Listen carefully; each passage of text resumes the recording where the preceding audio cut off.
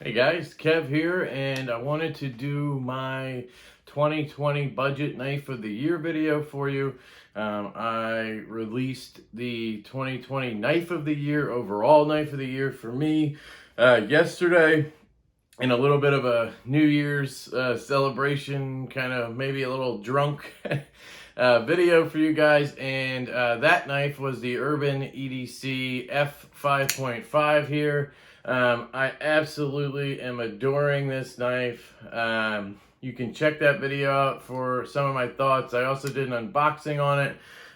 It is just an overall fantastic knife that came in right under the bell and stole that knife of the year for my channel here. So I'd like to get your thoughts on that. If you want to leave those comments on that video or here is fine, whatever you want to do. But anyway, I wanted to get into the budget knife of the year, guys. My tastes have evolved from the beginning of the year to now. I was a lot more into budget knives in the beginning of the year, Kershaw, Civivis, and I kind of have slowly sold off all of those and been buying more premium knives. That's just kind of how my tastes have evolved over the year. But there's definitely a few budget knives that stand out to me. I do not have all of them here, so I'll mention them. If it's something I have, I'll show you. Obviously, the knife of the year for the budget category, I do own.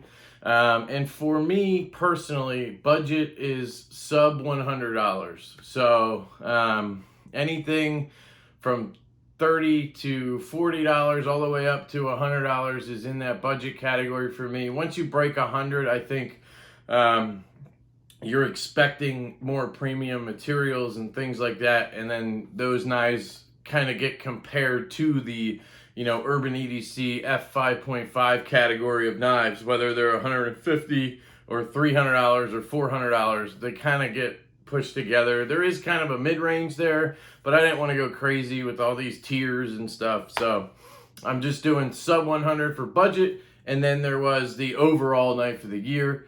So some honorable mentions. I have heard so many good things about the Ferrum Forge Stinger. My buddies Jake from Bearded Gear and Kyle from DTOM Knives and Gear, along with plenty of other people, have absolutely raved about the Stinger. I have not had the pleasure of getting one in hand.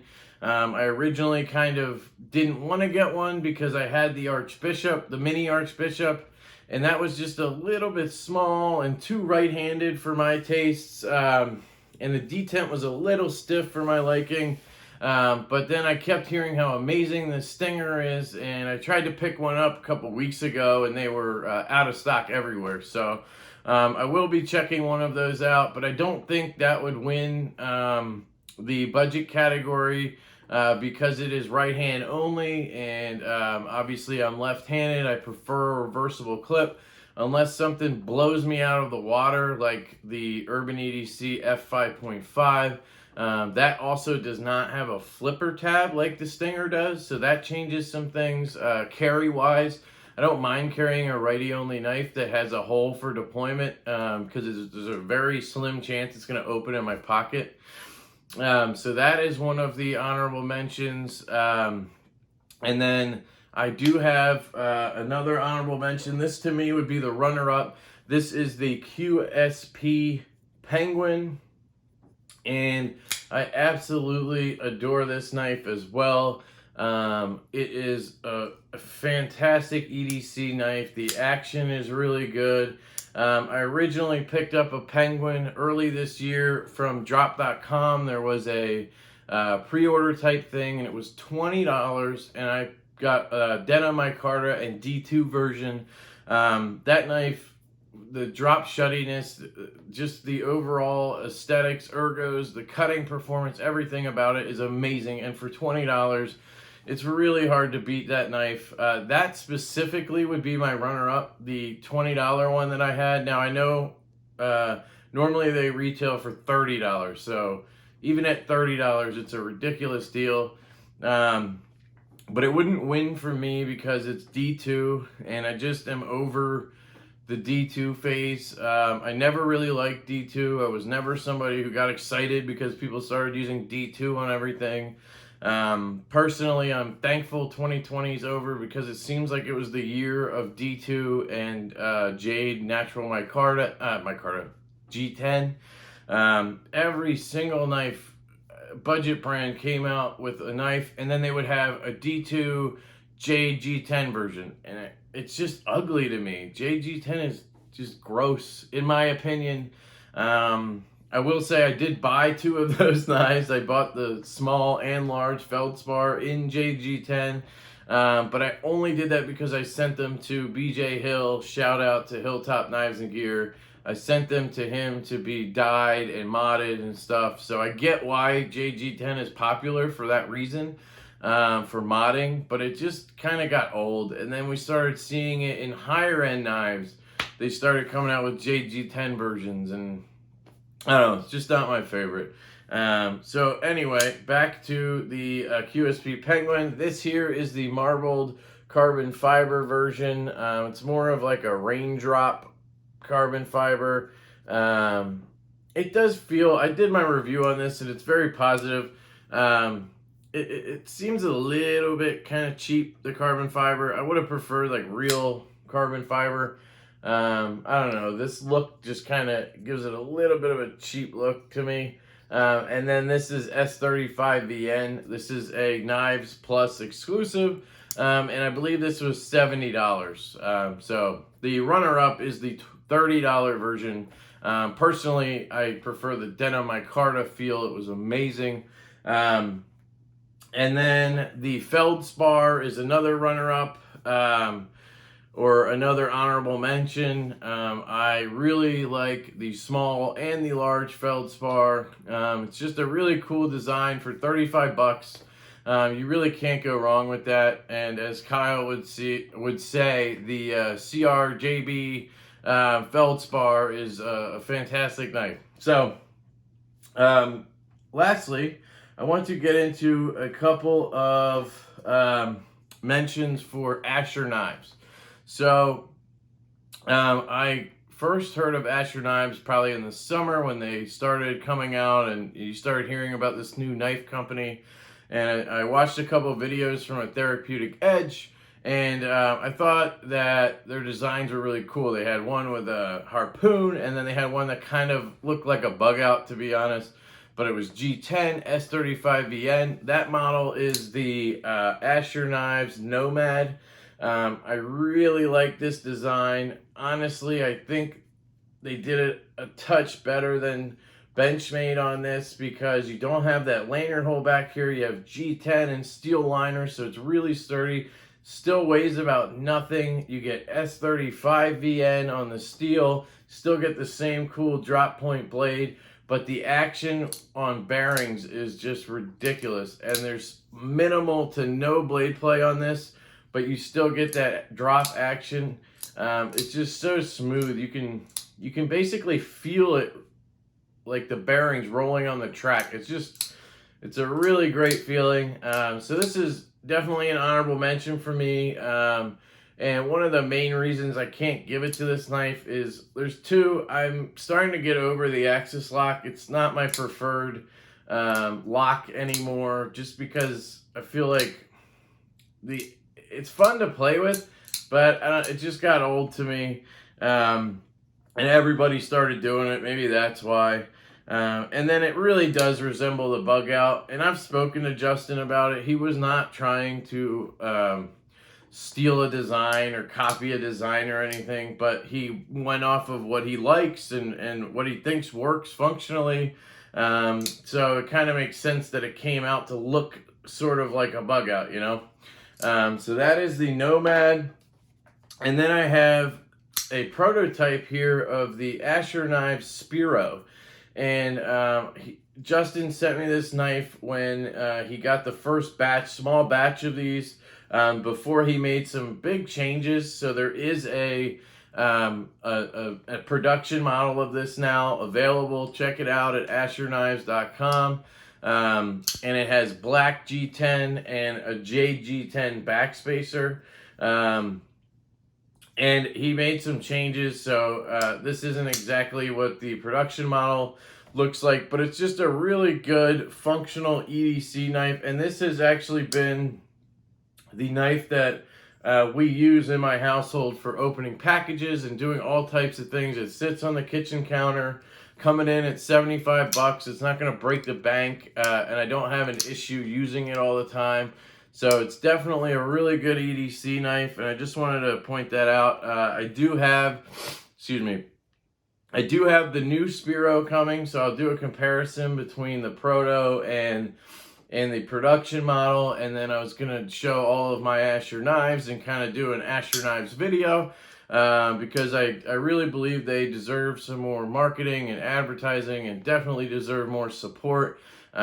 Justin is just a great dude, and I just want to help bring Asher knives forward a little bit in the community if I can. I'm not affiliated with them in any way. I don't make money off of them or anything. I just really like the guy behind the company, and I like the designs. And his goal is to bring quality materials and designs, but keep everything under $100 price point, because he's never spent more than $100 on a knife, which I envy that. I wish I could say that. So that is the Spiro. And then my 2020 budget knife of the year is the Asher Knives Silva.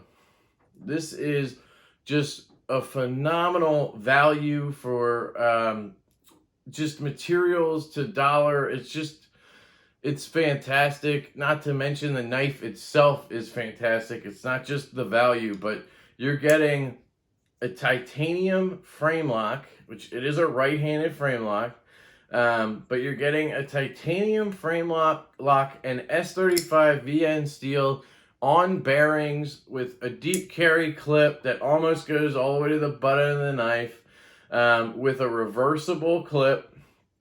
And you're getting all of that for, I think I paid $98.50 for this knife. And I do know at some point they were on sale for like $65, and I think they were like blem models. They had some kind of a blemish or something going on. But that's just an unbelievable value for what you're getting here. If you think about it, this is a remarkably similar build to what you would get from Kaiser. So Kaiser will give you plain titanium S35 VN on bearings, usually with not a deep carry clip. And you'll pay $150 probably for that, maybe $200 sometimes. I know they have some models that are a little bit cheaper, but for those materials, you're looking at around $150, and you're getting that here from Asher Knives for $98.50. And when I got this knife in, I fell in love with it immediately. It's just so slim in the pocket. The action is ridiculously good. It just flies out of there. I've never failed this knife. The lockup is extremely solid. There's no vertical or side-to-side play. The closing action is, for $100, this is ridiculous. So I absolutely love to fidget with this knife. It is also a very good cutter. I will say it initially came, I think, with a little bit of a burr on the edge or something, because it didn't slice very good through paper, but then I stropped it about 3 times on each side on my strop with green compound, and all of a sudden it was like a razor blade. So I think at the factory they just didn't clean the edge up, but they put a good edge on it. Some people have said the edge is it's a little thick behind the edge. I have not noticed any issues with that. This cuts through paper like butter. I haven't, gone through a bunch of cardboard with it at all, but I can't imagine it would be an issue. It looks thin to me. It looks kind of like a hologram grind, but I think that it is a flat grind. It's a little hard to tell, and I'm not an expert on edges, so pardon me there. But you do have a really cool blade shape. It's a drop point blade, has this really cool swedge right here, and then like I said, it has this kind of faux faux hollow grind. It's a very minimal in terms of billboarding. You just have the Asher Knives logo there, which is basically like an olive branch, kind of looks like a Roman symbol, with Asher Knives AK in there, and then you have the steel marking S35VN. I can't tell you about the heat treat, but I believe he has it listed at 58 to 60 HRC, and he does show testing. So I've seen pictures on his Instagram of the Spiro, and then he'll show the HRC testing picture as well. So he's not afraid to tell you what the HRC is, like some companies are. This is made in China, but it is a fantastic build. I don't know who the OEM is. I believe that's because he uses different ones for different projects, depending on pricing, materials, the design, what he's trying to do. But yeah, this is just such a fantastic knife. I absolutely love this knife, and it just spoke to me this year, and it is, to me, the 2020 budget knife of the year. So that is the Asher Silva, guys. I don't know if he's going to do another run of these. I hope he would, because it does get a lot of press. A lot of people love this design. I see it on Instagram all the time in pocket checks and stuff. It's just a really good knife, and they somehow mastered the frame lock here, because as a lefty, I always talk about the pressure issue with frame locks. If you push down, you can't flip the knife open, but they did something on this knife where it just doesn't cause problems. I can easily put pressure on there and still flick the blade out.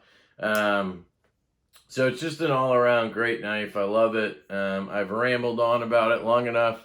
So that's your 2020 budget knife of the year. And we have the 2020 overall knife of the year. It's kind of funny how I was talking about Kaiser and just plain titanium frame locks, but these are the two that just stuck out to me this year, guys. I know this one's a liner lock, but very similar looking in terms of the titanium there. So really cool knives. It was a fantastic year for knives. I really hope that 2021 is just as good, if not better. If it is, it's going to be crazy. So anyway, I hope you guys have a fantastic day, and I will catch up with you later.